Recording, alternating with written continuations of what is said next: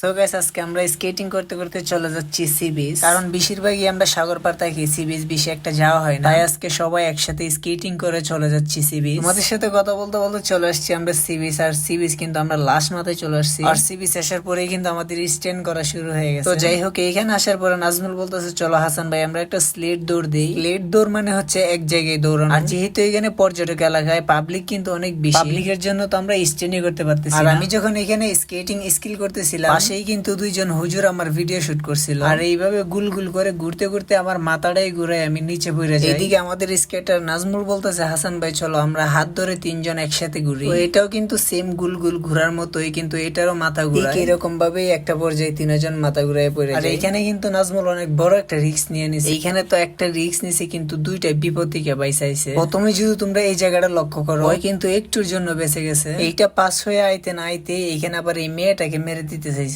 কিন্তু ভাগ্যিস একটুর জন্য বেঁচে গেছে। এইখানে নাজমুল বলতেছে, চলো হাসান ভাই সিঁড়ি দিয়ে একসাথে আমরা ব্যাকওয়ার্ডে নামি। যেই কথা সেই কাজ, এগুলো তো আমার অনেক পছন্দ, তাই শুরু করে দিলাম স্ট্যান্ড।